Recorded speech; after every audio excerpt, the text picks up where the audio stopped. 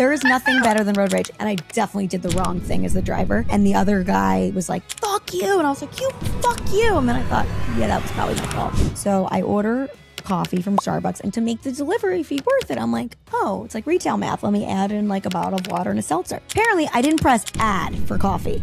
Sorry, I called you an asshole. I thought you knew. Welcome to Mic'd and Medicated. We are, I don't know, I've got some spring in my step. It feels like the last couple of days have been very blue sky, no humidity. Well, I know why you spray in your step, breeze. because I threw out all your ugly ass socks. So you're actually wearing some nice socks that don't have that like that feeling. I tried to explain to Eva that if your socks or workout clothes can make that how do I like a Velcro kind of sound? Yeah. Throw it out. Okay. That I can't wait to get to this episode about. Well, Eva, what do you think? Should we tell her? Do you think people know what this episode's about? By just spring cleaning. Spring cleaning, baby. Who likes to spring clean? Nobody. But everybody likes to post. Love it. Well, or at everybody least likes I after. love the notion of spring cleaning. And I always start out with a lot of, it's almost like New Year's resolutions. Like I start out strong and I want to clean everything, but then I lose When's the last time you did that? Because I just I did it yesterday with you. No, I know before that. Oh. Actually, I have a husband who often it's a weekend activity. What can I do? What can I clean out? Which closet can we clean out? He really loves. Okay, well, he certainly didn't get to yours cleaning. because you had some T-shirts that you're like, yeah, I got that at Amherst when I did a summer program in high school. I'm like, you're 51 years old, but it's really soft, or it was really soft. It was ridiculous. Or like you had lingerie from your bridal shower with tags on it. But you get why I said it was really soft because you made me get Yeah, rid I of got it. We threw yes, it out. and I have some lingerie that the only lingerie you had tags on it. I'm sorry, Doug.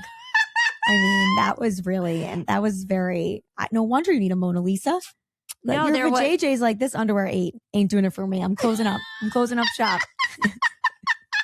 No, it's not true that the only lingerie I had tags on it. It's just the only lingerie that you approved of and would agree to categorize as lingerie had tags. I had a few I don't cute little Do dresses. you know what lingerie is? Yeah, you had dresses that maybe Mrs. Claus would have worn. That ain't that is like, that ain't getting you laid. You know what I'm talking about? That is not, you would not be on Santa's naughty list. No, I'm a nice.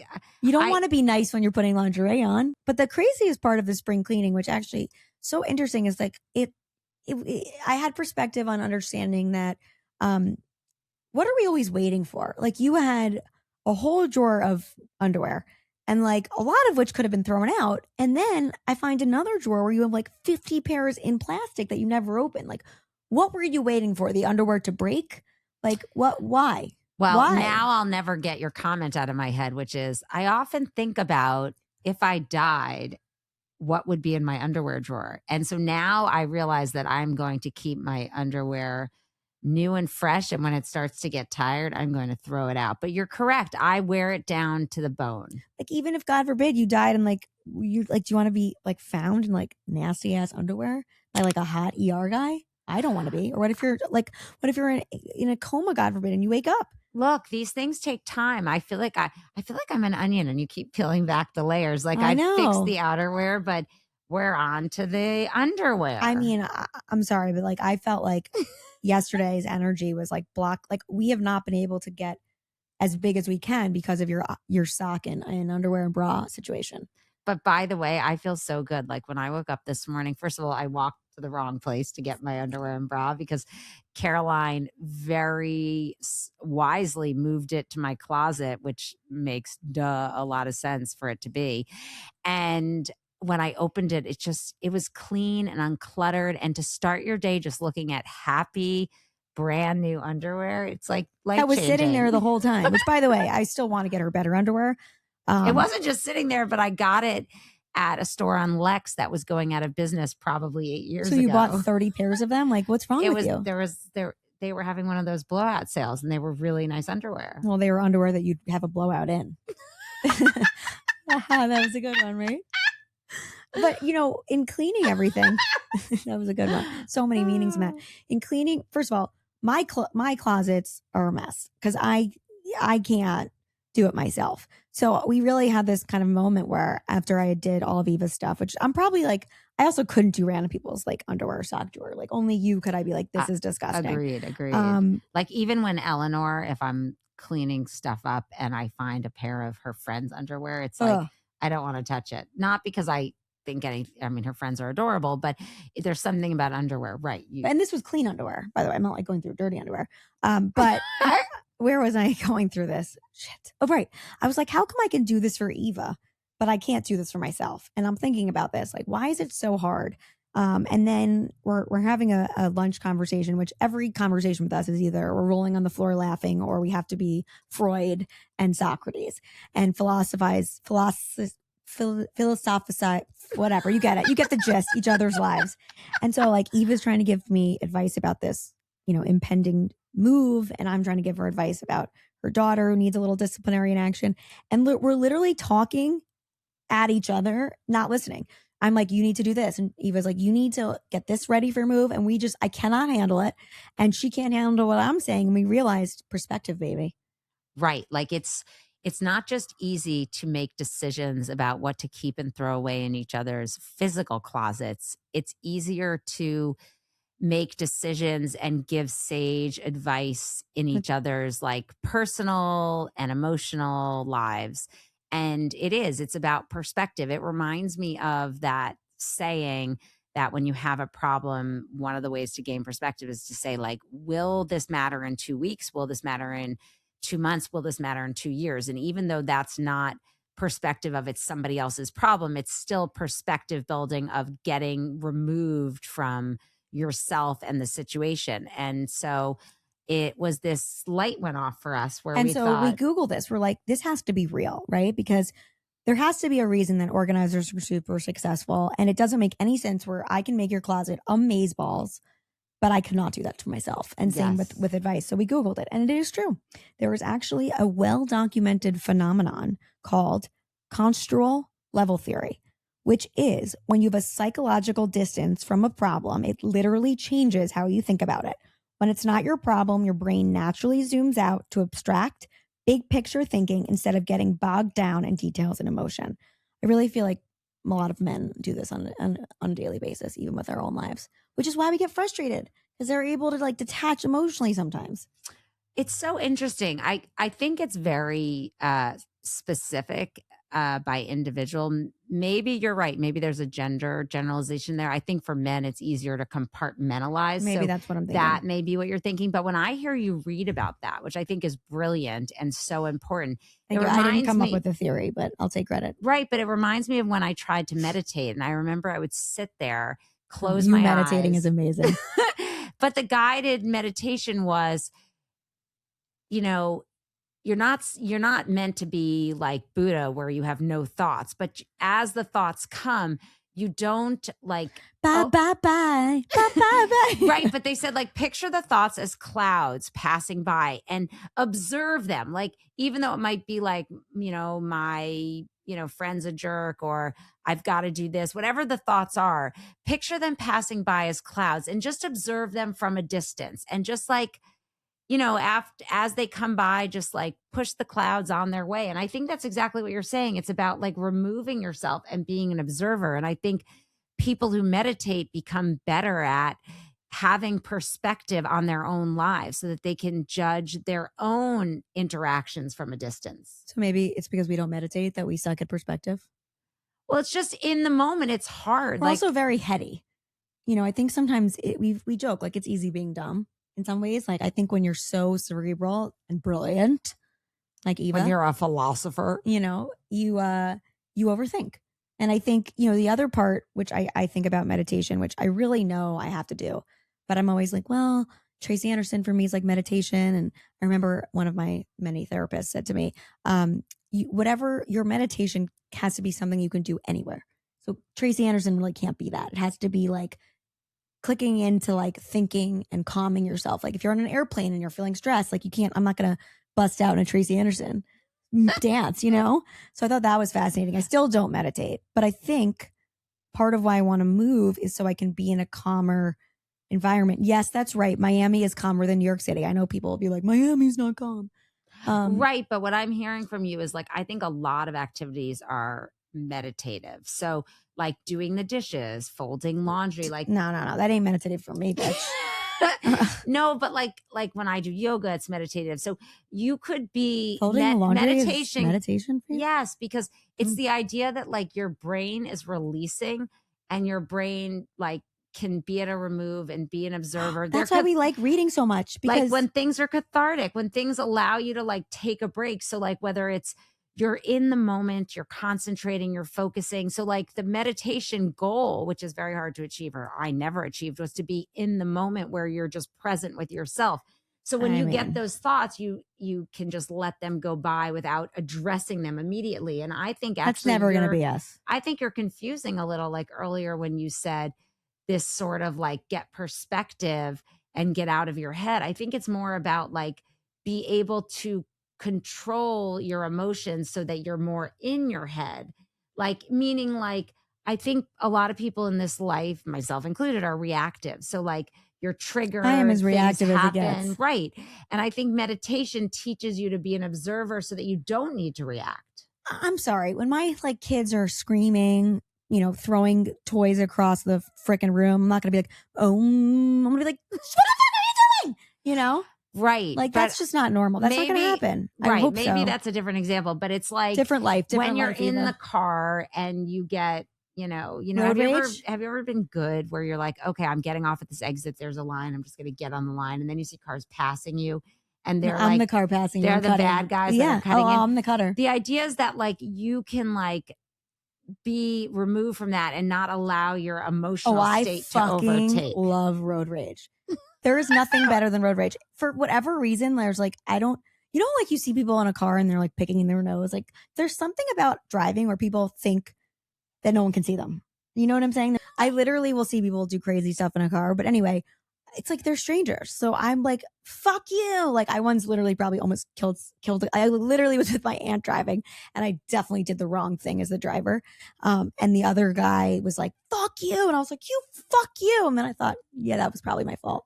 But it felt so good because I could like, it was like punching a punching bag, but like I had no strings attached to it. Oh my God, you're reminding me. I just told this story on Sunday. We were driving and somebody kept like, I thought they were flipping me the bird.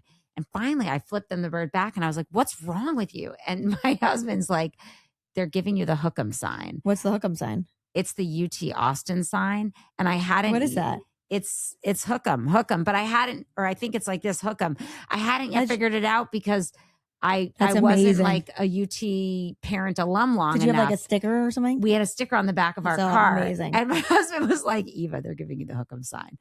That's like, what if that was like your child's professor? That's why you shouldn't road rage. Exactly. Your aunt, bringing up your aunt, actually told us that story about the road rage. And then he gets to the interview and the person interviewing him was the person that he road raged. Yeah, that's unfortunate. But maybe that's a sign that you shouldn't work with that person. But what you're also saying, and I know we're digressing, is that's why it's so easy in this like, depersonalized world of social media. People could be trolls. I'm not an internet troll, but I 100% because it's not, you don't have a human connection. There's no repercussions. And I might road rage, but I do not troll. You troll me, I'll troll your motherfucking ass. Okay. You go low, I go lower. Okay. I will limbo your insults. Actually, this is also digressing, but just the fact that you had like a UT sticker and like you didn't realize.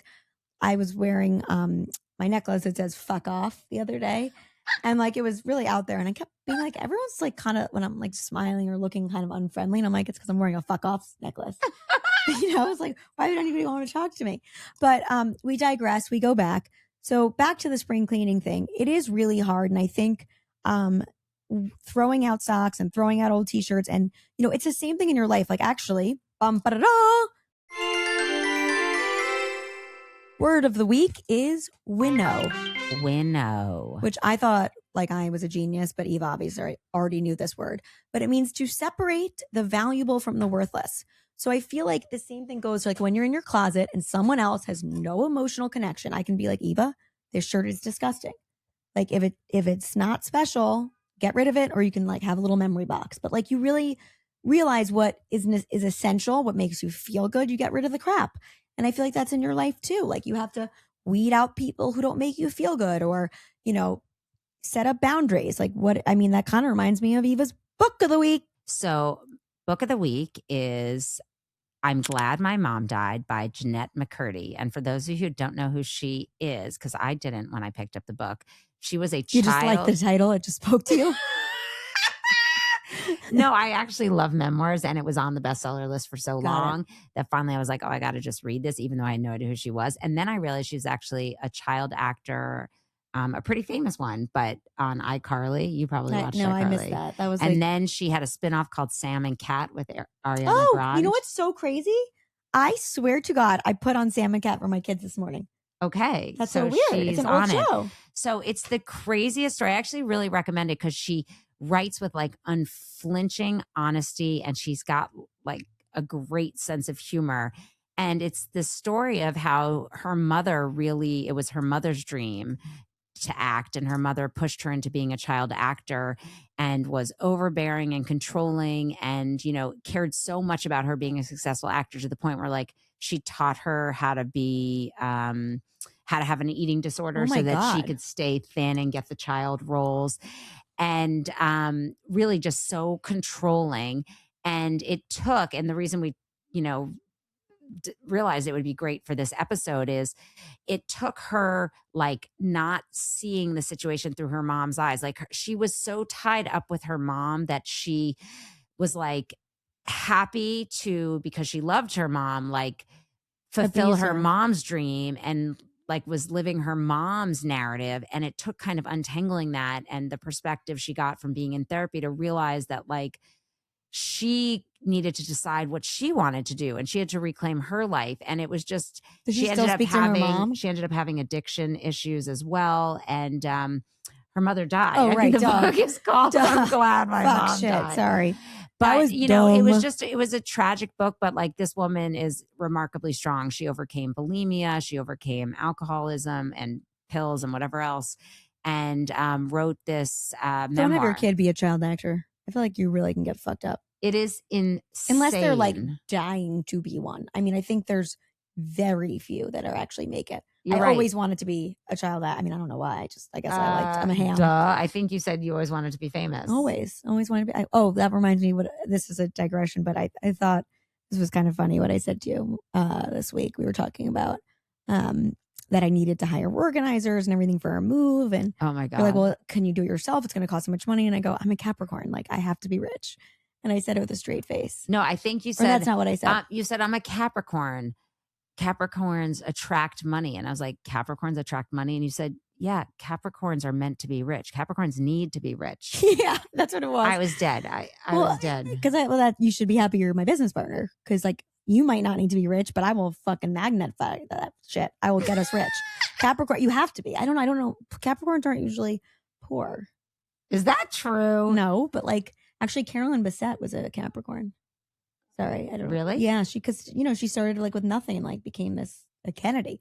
Yeah, Capricorns are pretty fucking powerful, actually. I think the other thing is we're just really high maintenance. I don't know, but I know I can't be poor. It's really sad. I feel bad. I know when I took my vows for richer for poorer, I really just hope it's not poor. Because I could do it, but could you? I could. Here's the thing. I could winnow away what mattered in my life. I was about to say, like, but I ain't sleep on the street. Have you seen me? I think you could definitely do it. And I think that I would have to help you, though, with what to part with. Because it reminds me of what you taught me, this notion that, like, the minute you own something and the more time that passes, it becomes more valuable to you. It's almost like the opposite. It's harder to part with. It's like the opposite of, you drive a car off a lot and it immediately it depreciates in value. Yeah. Owning things, it immediately appreciates, which probably says something about how we you automatically connect with it. You automatically kind of assign that object with more meaning because you've had it longer. Or maybe you think that's synonymous with importance. It's the same, like I've heard there are people who are like super organized with their phones in terms of their photos. I am not one of them. Like I have 30 photos of my daughter doing the same thing. And the trick that somebody told me to do was like that night, every single day, she would like edit her photos. Like, she would just delete. Because if I look at photos of B at age 1, even though there's 35 of the same one, it's harder for me to delete it. Right. So it's that same thing. So, that's why spring cleaning, and you should be constantly doing it. I mean, I think it's Marie Kondo is like, basically, if objects don't spark joy, you should get rid of them. Of course, but I mean, I don't like Tylenol doesn't spark joy, but I don't get rid of it. Right. I think that's fair. I think joking. That's the fatal flaw in her philosophy, is that you can't let go of things whether or not they spark joy. Like, I don't think that underwear that I have was sparking any joy. I don't know. You were pretty attached to it. You were like, I bought it and Are you attached to it because or are you? I think you're afraid of of being luxury loving rich. Like, you're afraid of like the good stuff. Is that possible? I guess I pride myself on being a bit of an ascetic. Yeah. Yeah. Like, you're like, okay, well, nobody can see the underwear. So like, why does it matter? Like, for me, it's also ultimate comfort. Well, that's like the ultimate. I think my personality is like, I still want to be wearing nice underwear, even though like no one can see it. Cause like that it matters reminds for me of a friend of mine who's, I guess, was picking up her kids at school one day, and all the other parents were being a little, judgmental. And she's like, yeah, F you, I'm wearing Gucci underwear. That's the best line I've ever heard. F you, I'm wearing Gucci underwear. That's so good. But like, to me, that just feels... You're like a very secure person if you can look like an asshole on the outside, but your asshole isn't Gucci. Right? Because you're like, I'm doing it for myself. No, right. But I think we're always afraid of something. Like, everybody's always at a different level. Well, also, underwear is just... there are certain things that I understand investing in. They're very undervalued, no pun intended. And they're underestimated. How the importance, how they make you feel. Right. I don't disagree with you now that I'm wearing new underwear. Do you feel better? Yes. But at the same time, I guess I always felt like there are certain things you invest in because they last. And there are other things that you think of more like a commodity that you buy and in 6-12 months you're going to get new ones. You definitely did not throw out underwear that was way older than 12 months. Fair. Or laundry. I cannot believe first of all, I feel like, no offense to anybody who attended Eva's bridal shower, but there were some like really sexually repressed women at your bridal shower because your fucking lingerie was not sexy.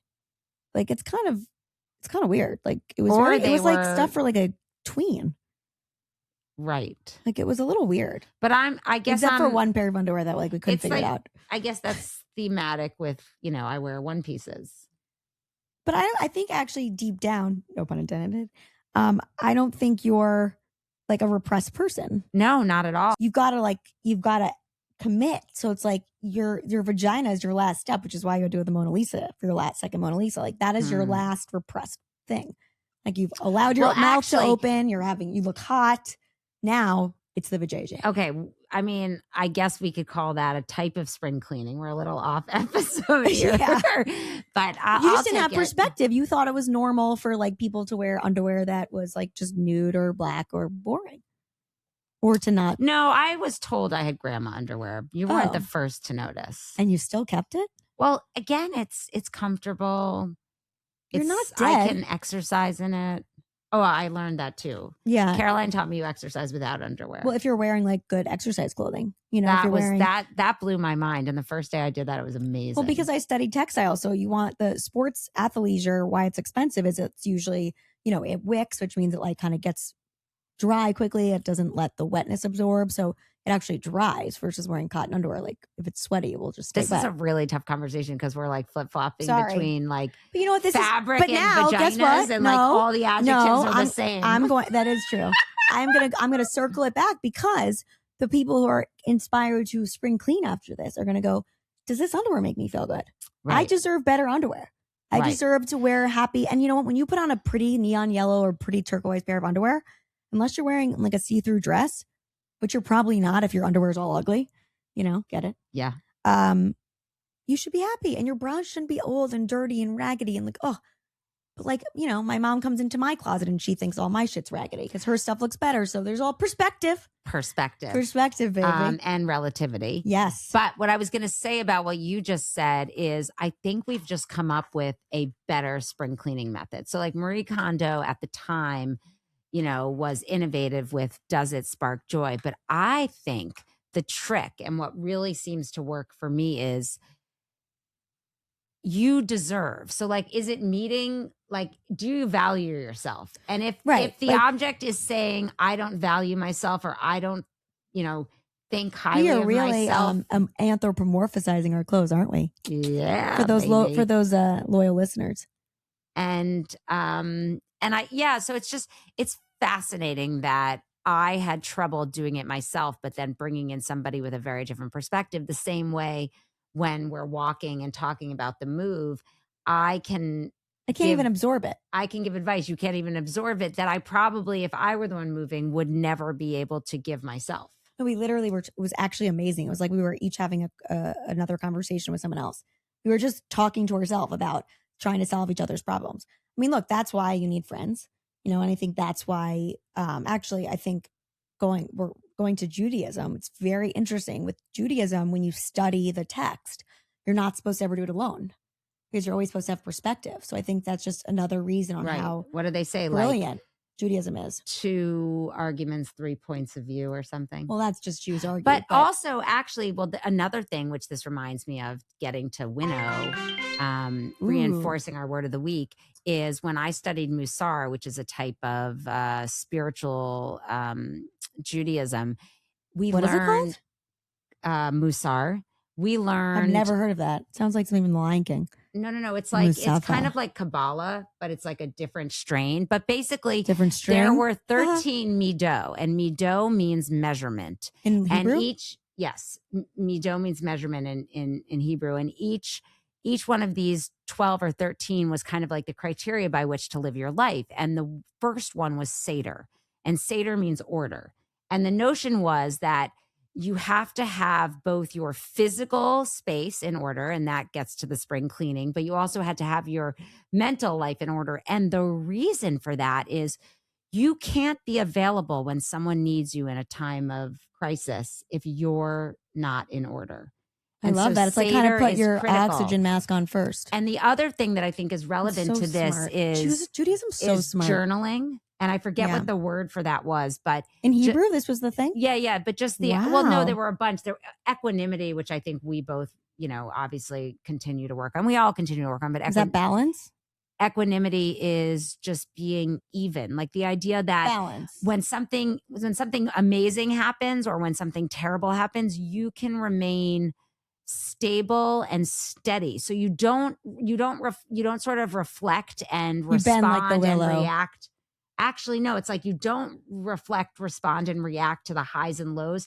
You're not volatile. It's like the opposite of volatile. If you act with equanimity, you're always calm. I think that's for Jewish men. I think Jewish women can be volatile. That's not fun. I actually personally feel that part of life's beauty is if you don't have the low moments, right, then the high moments are not going to feel as high. Perspective. Yeah, like I think you kind of have to, you don't need to, you can take the low moments and be like, is this really low? Like how bad will this matter in 10 years or 5 minutes? Right. But what you're saying is like, if your life is all you don't want to be rainbows and sunshine, then you don't appreciate it because you don't have perspective. Right, or your perspective sucks. So if someone has a problem and your whole life is a unicorn that shit sparkles, then you're going to be really bad at giving advice. Like don't you ever have those friends where like everything's kind of easy? Or the opposite. Yeah, everything's a challenge. Other thing that I wanted to say is, in talking about it with you, Caroline, I thought about my moments of trying to meditate, and I also thought about my yoga practice. Right. And I thought about just this notion of, and you said something that really kind of conjured up yoga for me when you said like feeling grounded, like with your feet, because I always think about like mountain pose feels like such a waste of time, because I'm like, oh my God, if I have an hour to exercise and I'm doing yoga and like they want me in mountain pose, like I'm basically just standing. But then when it's described by a really good instructor, she'll say like all 4 corners of your feet on the ground, and it's like it's an active pose even though you're standing. Well, your feet are, so important. Like I love reflexology. So yeah, this is an excuse for getting foot massages a lot. Every part of your body is correlated to a point on your foot. Really? Yes. Like it's like the shape of your part, like yeah, we'll add in the show notes, but yes, like you can actually get a foot massage and it will help all the parts of your body. Wow. You're also, don't forget, you're standing on your feet all day. They really do a lot. And then we put them in these shoes that have heels. We put them in torture shoes. But the point is, like, I was also saying how in New York, like, in order to meditate or to get clear on yourself and to have better perspective, you need to quiet the mind. And for me, that starts with being grounded. And like, I have a hard time in New York because, like, just think about it. Most people don't live on the first floor. Like, if you live on the 37th, like, I lived on the 37th floor once, and I swear I was fucking batshit crazy because I was so far from the floor. That's so crazy. Like, I just think of the floor as my apartment as the floor. Like, it's nature, it's ground. Like, there is nothing I love more than walking barefoot, like, in the grass, not in Central Park, in my own backyard. I love my feet in the ground. Like, you actually will feel, you can feel a difference. So for me, when I lived on the 37th floor, I literally like could not balance myself. Wow. I know. My husband thought I was crazy. That's so interesting. And it gives me a new lens, like, to think about my yoga practice. Like, I say practice lightly because, if I do it once a week, but I do find I love it for that reason. And you also feel like if you can do a hard pose, it's like you can get through something hard. Actually, I just realized why I like to exercise, I think, first. Like, I don't like to exercise in the afternoon. Because I feel like if you're doing a hard workout and you get it done in the morning, not only do you have a dopamine hit, but like your brain's like, okay, I can do something hard. I already did something hard, so I can keep going, That's right. But I also think, what was I going to say? No, well, I'll just jump in there because I used to always exercise in the morning. And sometimes now, because I have a more flexible schedule. And to be honest, I really loved the rigidity of having to exercise before I left for work for the day. But now sometimes if I get 3 or 4, I get all antsy and I need to exercise. I don't feel like I have the same benefit because I do think that's why they say like doing something in the morning. Because you're wasting half the day thinking about it too. Like, it's sitting there. Like, am I going to exercise? Am I not? And you also don't like, I think humans, if we're going to get really like kind of woo-woo or scientific, philosophical, we're all energy. Who knew that woo-woo and spring cleaning went together? But actually, I think it kind of does, right? Because you have to winnow through your stuff and realize like what actually matters. And like the more bogged down you are with like physical shit, I think the more stressful it is, the lack of Seder, the lack of order you have. Like, we don't really need that many things, but what 100%. We do have should be sparking joy, making you feel good. And I think that's why moving is so stressful because you have to come front to front. It's like a war where you're like, dun, dun, dun, with your actual stuff because you can't just keep hiding stuff in your sock drawer. Right. It's so, first of all, it's really funny to hear you say this since you're like Etsy, Amazon, shop. I am a maximalist. But what I would say is that it's actually making me think that spring cleaning is a metaphor. So like spring cleaning has the kind of superficial definition of like to clean out your closets, but you need to spring clean your life. It's like, rebirth. It's rebirth. It's thinking about the people you spend time with. Like, do they make you feel good? Like, you should surround yourself with people who make you feel good. It's pretty much just you. So I feel good. It's also spring. Like, I'm trying to think of like the order of the season. That's why I think sometimes when people live like in a place like California or Florida, it can get tricky because it's not as seasonal. So it's harder. Seasons. Right. So it's harder for me. I'm fine because that gives me such a dopamine hit of like the sunshine. Right. Like, that is my season where I feel like at this point in my life, like that's what I feel like life's too short to not feel good all the time. And like, so if that makes me feel good, sunshine and being outdoors, then why shouldn't I not? Like seasons like are markers of time that remind you to do things. But I think you could come up with lots of other ways to remind you, like when is the time to do quote unquote spring cleaning. Right? Like if it's Passover or Easter time, it's like that's the time. Like the eggs are rebirthing. Like, but also like if you live in one climate, I think you have to have less stuff. And also living in New York City, it's like your storage is kind of not abundant all the time. So it's like you got to put your winter stuff somewhere else and you got to switch it out. Like, although I'm a big believer in one wardrobe, like having it all out, because I find out of sight, out of mind. I literally won't know it exists. Literally, like when that's when you used to own like 4 pieces of things. Like I own a lot of stuff. But so for me, I can do one wardrobe. But even like with my kids, I used to accept hand-me-downs. And kids is different because then you forget. Pack them in a box and I'd write the age and I'd put it in the closet. Oh, that's the worst. And then we would take out a box and it would be like, is like 7, 8. And my daughter's 10. And I'm like, shoot. And it was great stuff. I know. I've done that so many times. And you're like, fuck me in the ass. Sorry, that was aggressive. And it's usually like after I just bought something. Like I'm like, they need snow boots. And then I'm like, oh, wait. Sorry, that was aggressive. Wait, maybe we should do story of the week. Oh, Story of the week. Or is it a meme? What was it? No. We have a story of the week. The story of the week is oh, it's not that aggressive. It's just the coffee meme is aggressive. Well, the meme's aggressive. Okay, so I'll do the meme first. The meme is it's actually on a hat that I have to buy. Sorry, I called you an asshole. I thought you knew. It's actually the most brilliant thing I've ever heard. I'm literally, if my husband does something to bother me, I'm like, you're being an asshole. Please don't. And he says, please don't call me that. I'll be like, I'm so sorry. I thought you knew. Wait, is it a meme or is it? It's a saying. Is it a hat for sale? It could be a meme. It could be a saying. It's a hat for sale.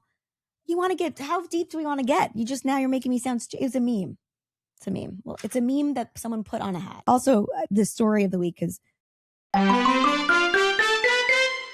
this makes me think that whoever was at Starbucks was a fucking asshole who obviously didn't know it. Oh my God. This is, by the way, this is a cautionary tale. This was the universe saying, stop ordering Uber Eats, Starbucks, and get your lazy ass out and either buy one or make it. So it was early in the morning and I really needed coffee. And I have a complicated coffee machine. I know. I said to my husband I wanted to buy it, cannot figure it out. So I order coffee from Starbucks, and to make the delivery fee worth it, I'm like, oh, it's like retail math. Let me add in like a bottle of water and a seltzer. Apparently, I didn't press add for coffee. So a bag that smells like the most incredible coffee, okay? It's literally like a scratch and sniff Starbucks. I open it up, no fucking coffee. Water and sparkling water. I thought I was going to literally shoot myself. Do you believe that? It's like, can I eat this bag? It was like the aroma of the bag. Oh my God. Pissed me off, and it taught me a lesson that I learned. I'm not ordering from Starbucks again, except I did it this morning. the lesson learned for a day. Well, you know what? That person obviously felt so detached from me that they didn't care to look at the order and say, oh, maybe this woman also ordered a coffee. Let me check it. Because I definitely pressed add. I feel like this whole notion of spring cleaning is really motivating me to get more in touch with like my physical sense of place. Like I feel like I'm in my head a lot, and I feel like this notion of like my feet and being grounded, and it's just making me want to like be more at one with nature. Well, I think that's why, people go to like retreats in nature, because you realize how small you are. Like, like in American history, I think it was like more of like 19th century American art. It was all called like Manifest Destiny. Like Alfred Bierstadt, right? It would be like these giant paintings of waterfalls and glaciers and mountains and ranch areas and all these things. And it was to show like America's power was the nature. Like that was always going to be the most powerful thing over man. Like we were so inferior. Well, it's not even inferior, but I think you're so tiny compared to the power of nature. That's I guess so. Yes, you say inferior, but to me, it's like that sense of awe, like when you're out west and you're on a hike at the Grand Tetons or another. I love that, the Grand Tetons. Tetons. No, I saw a shirt in Wyoming that said, "Nice Tetons."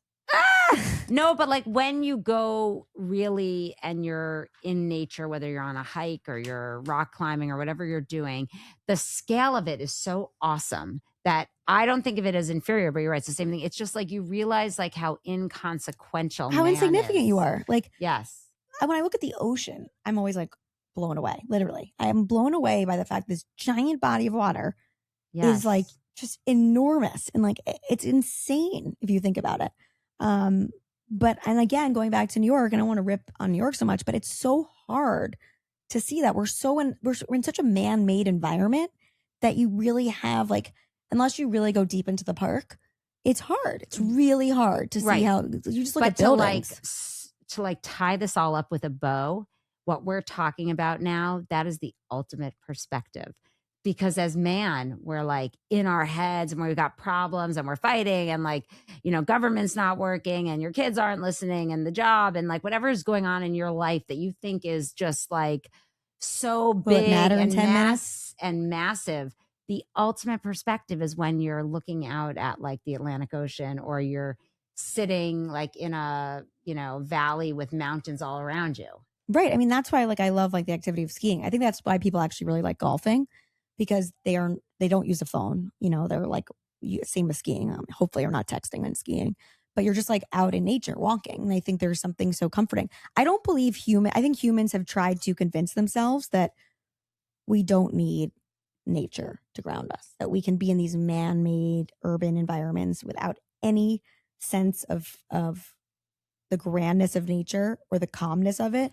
Like it's just impossible. I think that's why New York's so chaotic, because we get so far away from like, we can't winnow. We started this episode talking about spring cleaning and the idea that you can have the perspective in somebody else's closet because you're detached to say like, keep that, don't keep that. Like, but when it's your own, you can't have that perspective. The So same how can way, we gain that though? The same way in your life, it's like through meditation and yoga and all of these other like getting back to nature and getting back to the earth. And it's like trying to train your mind to realize that like you're not in control. You're an observer. It's like trying to give yourself that perspective. And then now we're at like the greatest perspective, which is like, man is so, inconsequential, so insignificant, so tiny when you're in the presence of like nature and like just this awesome grandeur of mountains and don't you feel oceans. Though like in New York, like I think it took me years, because I totally had Stockholm syndrome in New York City, to understand that yes, I do believe you move yourself. Like, of course, like I'm not running for myself, like my brain is still my brain in another country or state, but like our environment matters. And I think it's very hard to accept that. I think there's so many people who are like, no, this is the best. New York City is the best place. New York or nowhere. I think it is for some people. Like, I think I don't buy it. I think you know what you need. And so I think some people listen to their intuition and move. But I think for some people, it's probably what gets them excited is the pulse of the city and being in New York. Like, I think to each their own. And I think everybody figures Maybe it's that just because out. the pulse is like totally erratic for me. It's not like a good consistent pulse. It's like, like cardiac arrhythmia. Yeah. I'm like, you guys, New York City is a freaking heart murmur. All right. And it's got to be addressed, and they need some kind of pill or some kind of triple bypass. I have a feeling this is a topic we're going to be talking about a lot because the beginning of spring, as you said, brings rebirth, renewal. I think with your upcoming move, we're going to be, hopefully I will be reciprocating and helping you tomorrow. By the way, closets. I have an organizer coming, but you're helping. I can't wait. But see, like, what do we give? I like to be a little actionable. I know we're just like, we also complain and that's entertaining for people. But like, what should we say? Like, find a friend who can help, or like, what's a good way of helping? I think the way to get perspective can be, there's lots of, ways to get perspective. So one can be like enlist a friend to give you some perspective because they have distance from the situation. Another could be like sleep on it. Another could be write about it and give yourself some time then to process write about your underwear writing. Drawer?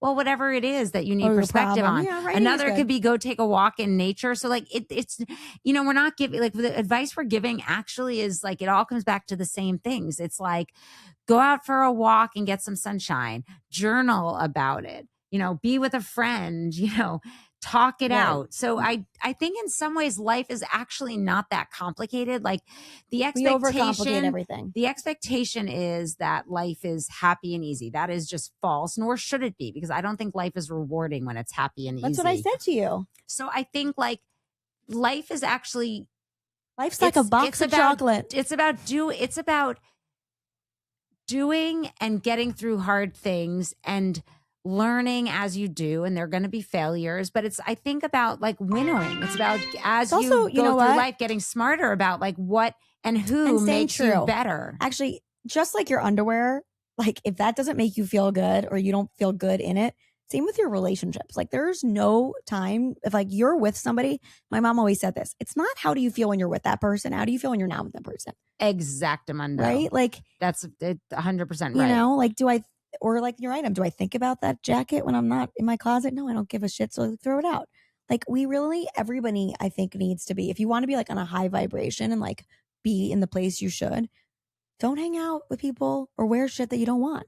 Cause you start to, you hang out with trash, you start to smell like trash. So everybody go home, look at your underwear drawer and clean out all underwear that has and holes. Watch like a good movie that makes you have perspective, like Forrest Gump, right? Like life's like a box of chocolate. You never know which one you're going to get. Like you better just like be prepared. And like, if you got a good piece, eat it, enjoy it, throw out the rest. I have no idea where that came from. I don't either. I just felt like doing like I just felt like doing a Tom Hanks, I think. Anyway, we're going to mic drop and we're going to clean up the studio. So With that, Mic drop. mic drop.